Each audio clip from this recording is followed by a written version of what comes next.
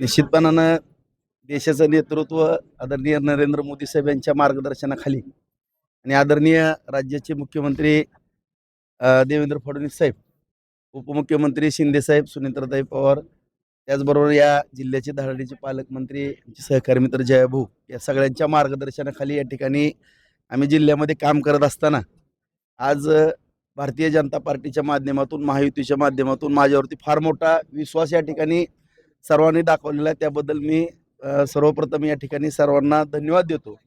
आणि आज आपण जे बोलला की महायुतीतले तर सर्वजण बरोबर आहेत, परंतु सर्व पक्षाची मंडळी या ठिकाणी बरोबर आहे. माझ्या राजकीय गेल्या 30 वर्षाच्या जीवनामध्ये काम करत असताना सर्व जिल्ह्यामधील सर्वांबरोबर सलोख्याचे संबंध ठेवून या ठिकाणी जे काम केलेलं आहे, त्यामुळं माझ्या माहितीप्रमाणे बहुतांश सर्व मंडळी या ठिकाणी समर्थन देताना दिसते. त्यांचंही या ठिकाणी मनपूर्वक मी आभार व्यक्त करतो. जयभाऊंनी पालकमंत्र्यांनी विरोधकांना आवाहन केलेलं आहे की ही निवडणूक बिनविरोध करावी. आपलं काय आवाहन असणार आहे बरोबर? निश्चितपणानं सगळा वेळ वगैरे सगळ्याच गोष्टी वाचतील. लोकशाहीच्या माध्यमातून निवडणुका होणं हे क्रमप्राप्त असतं, परंतु या ठिकाणी सर्वांनी जर ती भावना व्यक्त केली तर त्यामध्ये आनंदच असणार आहे. जर का समोर उमेदवार आला तर काय आव्हान काय असेल? आव्हानाचा विषय नाही. मी राजकीय किंवा शालेय जीवनापासून म्हणजे वर्गात 4थी पासून मॉनिटरच्या निवडणुका लढवत आलेला आहे. कॉलेज जीवनामध्ये GH असतील किंवा बाहेर नगरसेवक, नगराध्यक्ष, विधानसभा, त्यामुळे निवडणुका लढवणं हे तर कार्यकर्त्याचं कर्तव्य असतं.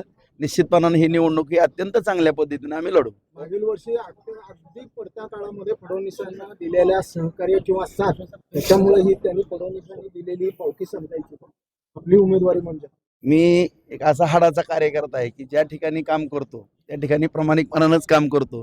त्यामुळं आदरणीय देवेंद्र फडणवीस साहेब ज्यावेळेस मुख्यमंत्री होणार होते, परंतु दुर्दैवानं काही गोष्टी फिसकटल्या गेल्या आणि त्यांना विरोधी पक्ष नेते व्हावं लागलं. आणि मी माझे आमदार असताना सुद्धा त्या काळामध्ये मला एवढं सहकार्य तालुक्याच्या विकास कामामध्ये केलं आणि त्यांच्या सहकार्यातूनच मी 2019ला अपक्ष आमदार झालेलो होतो. आणि माझं कर्तव्य मी बजावलं की ज्या व्यक्तीने माझ्यासारख्या कार्यकर्त्याच्या डोक्यावरती हात ठेवला आणि मला सहकार्य केलं आणि त्यांच्यामुळं मी आमदार म्हणून घडलो. आणि विरोधी पक्षात असो किंवा काय, त्यांना पाठिंबा देणं माझं कर्तव्य समजलं आणि मी विरोधी पक्षामध्ये बसणं त्यावेळेस पसंत केलं. प्रशांत परिचारक यांची संधी डावलून जी आहे, तुम्हाला उमेदवारी दिलेली आहे, तर प्रशांत परिचारकांना पण सोबत घेऊन तुम्ही काम कराल? नक्कीच मी स्वतः त्यांना भेटायला जाईल. ते आमचे मार्गदर्शकच आहेत, असा काही विषय नाही. माझं त्यांच्याबरोबर फोनवर बोलणं झालेलं आहे. आम्ही त्यांची जाऊन भेट घेऊ. उमेश मालकाबरोबर पण माझं बोलणं, तेही येणार होते, परंतु थोडं काही अडचणीमुळे येऊ शकले नसतील, पण मी जाऊन भेटून येणार. फडणवीसांचा ड्रीम प्रोजेक्ट आहे शक्तिमान. मार्ग राजू शेट्टी म्हणतात की त्याच्यामध्ये खूप मोठा भ्रष्टाचार आहे.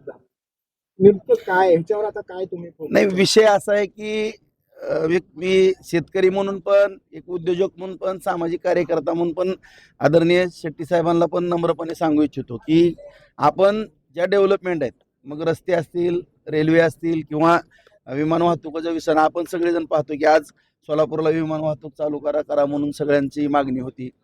आज चांगले सुरळीतपणानं चालू झालेले आहे. आज रस्ते जर दळणवळणाची साधनं जर मजबूत झाली तरच अर्थकारण वाढणार आहे आणि ह्या रस्त्यावरून जास्तीत जास्त शेतकऱ्यांचाच माल त्या ठिकाणी वाहतूक होणार आहे. जे आपण कृषीप्रधान देश आहे, ही दळणवळणाची साधनं जी आपण ही करतो, आता आपली जर उशिरा गाड्या भाजीपाल्याच्या, दुधाच्या पोचू लागल्या तर ते पण चुकीचं ठरणार आहे. त्यामुळं या ठिकाणी हे मार्ग होणं गरजेचं आहे, परंतु कुठल्याही शेतकऱ्यावरती अन्याय होणार नाही. ज्या ठिकाणी अडचण येईल त्या ठिकाणी सरकार आदरणीय देवेंद्र फडणवीस साहेब हे त्यांच्या पाठीमागं ताकदीनं उभं आहे. भ्रष्टाचार खूप होतोय असं त्यांचा आरोप आहे.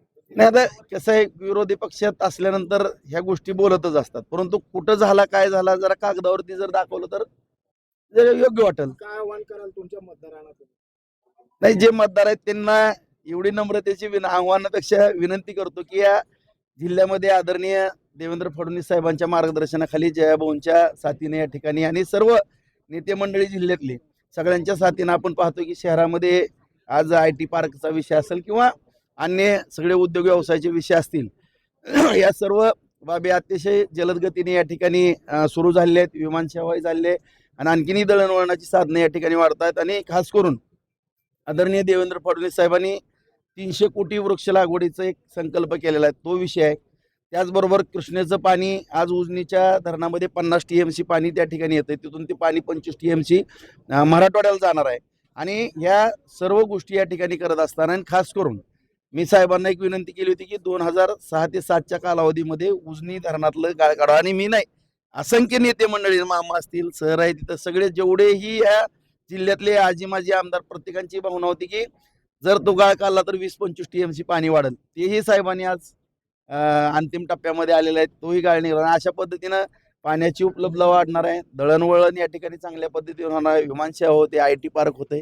आणि ह्या सगळ्या गोष्टी करायच्या असतील तर माझ्यासारखा एक समन्वयक असणं या जिल्ह्यामध्ये गरजेचं आहे. त्यामुळे सर्व मतदारांना माझी नम्रतेची विनंती आहे, सर्वांनी मला सहकार्य करावं. प्रत्येकाच्या या विकास कामाच्या बाबतीमध्ये मी अत्यंत प्रामाणिकपणानं काम करत राहील.